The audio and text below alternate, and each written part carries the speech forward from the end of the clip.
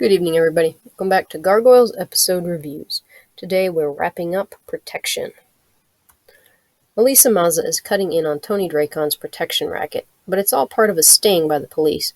That doesn't make it any less dangerous for Elisa. It's a good thing she's got her own muscle, Goliath and Broadway. They're more than strong enough to take out the gangsters. But are they aware Elisa is on the police mission, or do they truly want to work with Dracon and company? Money and power are tempting for Gargoyles, too. Demona and Thalog have proven that. The appeal of being an antagonist is also strong. Missed the Protection episode review, part 1? Well, you can go read it or watch it.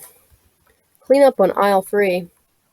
Glasses enters Jaffe's store and knocks over some cans. Very intimidating. Matt says they'll pay as long as he meets the boss, since there's a chick going around making the same threat.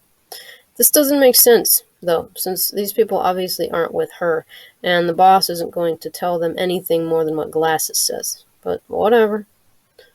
Meanwhile, in the dry cleaners, the store owners are refusing to pay Joey. When he leaves, they're revealed to be Morgan and Chavez. Okay, so, the other 3 cops on the whole New York City force. Okay, so now we have a beat cop working a sting on organized crime. Oh, and the captain of the precinct is doing field work. Yeah, I know, the writers did this because they needed cops we'd recognize. She's got a black wig on. Elisa is schmoozing it up with Dracon, eating his fancy food and provocatively crunching on jalapenos. The fancy theme music we usually get when Xanatos and Fox are acting more classy than usual plays. If you don't know what I mean, then, well, go watch one of those scenes with Xanatos and Fox and spare yourself Dracon. It's that same music. And here's a picture of her indulging. Dracon comes off as so sleazy. It's a shame, too. He's hot and has that rad 90s hair. She's got her jacket kind of pulled down so you can see the straps on her top. Ooh, so risque. The subject of the flying monsters arises. She says they're not like humans, but she can handle them. The main problem with them is that money and power don't appeal to them. Outside, Goliath and Broadway are listening. They've had enough. They barge in. Goliath says that money and power actually do sound pretty appealing. Broadway says they should hook up with Dracon because he knows the angles. Now, again, I'm still unsure of what we're supposed to be thinking as viewers. I'm assuming that since this is more for young adults, that we're supposed to still believe that she is really turned evil, even though there's no indication that she ever would do that, and no reason this time. And that maybe Goliath and Broadway also are turning evil, but that doesn't make sense because they'd already said that, she was working undercover and the angles and stuff rather than the magic spell, Goliath. So, I don't know. At this point, this episode has lost all interest for me. So, we're just going to forge ahead here. Alright, Broadway says that he should hook up with Dracon because he knows the angles. At this point, I have to say Goliath is making a better villain than Broadway, but we already knew that he would, thanks to Thalog. All the same, it's fun to think of how the protags would be in one of those reversed realities that the superhero stories are so fond of. Where the good guys are the bad guys, and the bad guys switch roles. There was a Justice League like that. It was pretty cool. And I think there was a SWAT Cats one. That one was nice. Yeah, that one was neat. They had cool costumes. I also enjoy the villains that are mirror opposites of heroes. Remember Negaduck in Darkwing Duck? He's my favorite DW character, by the way. I did not, however, like Bizarro in Superman. Alright, and this is Goliath and Broadway pretending to be villains. Pretty lame. Dracon tries to play it cool. He actually does pretty good job. He's even honest with Goliath, saying people might get hurt as the mobsters, quote, take over the city. Goliath is fine with that as long as Dracon stays away from Elisa. And that's just kind of a weird camera angle there up above and to the left of Goliath. And again, another weird angle on her face. The animators didn't know the angles, apparently. And there's Broadway with a jalapeno. Broadway is talking like a gangster, and it's kind of like me talking like a rapper. Hilarious. Faux shizzle. Dracon reaches to put a hand on Goliath's arm to show he understands. Elisa belongs to the Garg, but Goliath has none of it. Maybe he's a little jumpy from every time Xanatos put a tracker on him. Then the crew enters and freaks out. Dracon calms them down, and they seem to accept the new alliance. My, they're trusting. Side note, it would be a great twist if Glasses turned on Dracon in a future episode. The lieutenant might be getting tired of Dracon always getting busted, and I'm getting his face busted by the Gargoyles. I wonder what Glasses' life is like outside of work. Now that things are straightened out, which was actually really easy, it's time to hit the streets and drum up some cheddar. Yes, all the criminal speak I know comes from watching TV, and that would be Breaking Bad. Work the street. At the dry cleaners, Joey tosses a gas grenade that knocks out Chavez and Morgan. Then he leaves another bomb. Okay, I don't know why he bothered with the grenade when he could have probably just thrown a bomb in.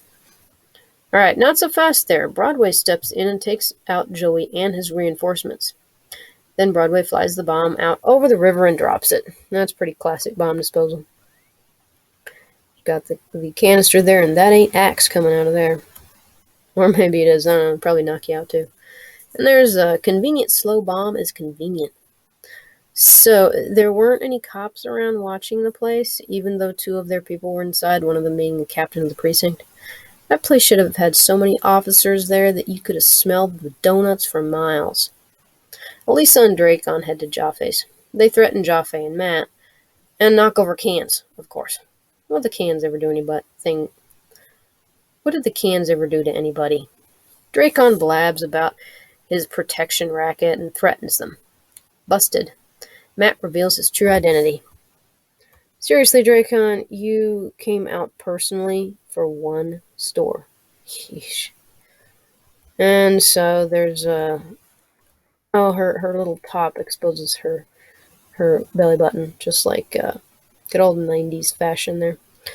And there she's holding a gun on Dracon.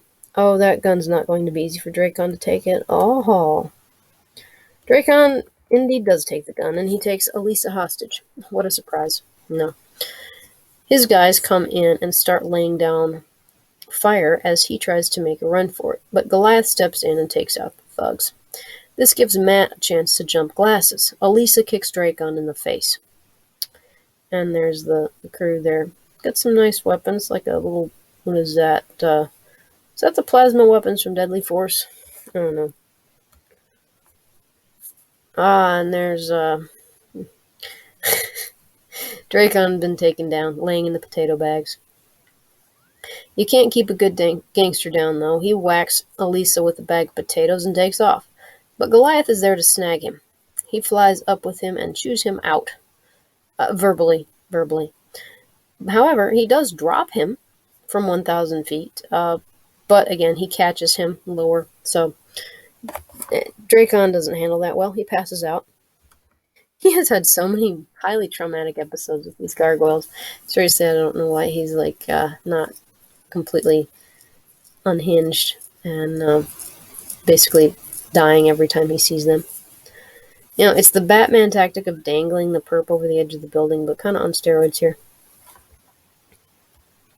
The cops throw everybody in the back of squad cars. But, I mean, he'll just be out again, so it doesn't really matter. Even though this time he was literally blowing buildings up, that's pretty big. Perps and Peppers, Goliath, Broadway, and Elisa have a debrief session that morning in the clock tower. Elisa is impressed they guessed her mission with Dracon. Goliath wonders why Dracon thought Elisa would ever turn to crime. Elisa says the corrupt always believe others can be corrupted. Yes, detective, because they can be corrupted. You know, power corrupts? Yeah. Everyone has their price. She admits that we all need protecting, and sometimes it's ourselves we need protecting from. A good point, but I don't really know how that fits in here. I guess because they were maybe trying to protect her from herself? I don't know. Your comedic relief for the episode. Goliath eats a jalapeno. In this ep, Dracon has shown that he didn't learn at all from his previous experience. And why should he? He's out on bail, or something, I don't know. Since if he is out on bail after kidnapping cops and considering who he is, organized crime, that magistrate who would have given him bail was unquestionably paid off. And now he's out running a successful crime organization once again. I mean, I don't think he ever stopped. He just did it from lockup, just like Xantos did all his shenanigans. Well, Dracon is cocky and proud of it. The gangsters still scare him, though. He was incredibly trusting of Elisa in this ep. Wouldn't you be a little cautious? Yet he welcomes her with open arms and jalapeno jars. He even trusts the gargoyles. Elisa hangs a lampshade on the issue by saying the corrupt believe everyone can be corrupted. Well, fine, but that doesn't explain why he was so easily won over. What, just because Chavez put her on administrative leave? That was all such an obvious setup. Or was it because he wanted her to be corrupt? How does somebody so supposedly street smart and crime worldly wise not smell a trap? Final thoughts. Short review. Not sorry. Dull episode. Gangsters. Ugh.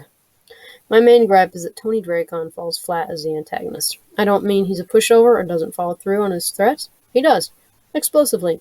I mean, the writers didn't bother to develop him much. He's a stereotypical mafia don, but without the cotton balls in his cheeks. There's nothing unique about him. You can predict all his moves. So far, we haven't learned anything new about Dracon, or seen him in any situations different from his usual directing crime and being a smart-mouth state. That's all just my take, anyway. Is there anybody who counts Tony as their favorite character? No, I mean, I'd really like to know. If so, what about him appeals to you? It'll be interesting to see if Dracon has learned anything from this adventure. Odds are that he has not. Well, next time you are in for a treat. The mutates are back. And so is Severius. But the good doctor is kidnapped. His abductor wants him to design a cure for the mutates. Did Talon take him, or someone else? And that is the episode called The Cage. So, what did you think about this episode? Do you like the mafia things? Do you like how Dracon's character is not really developing?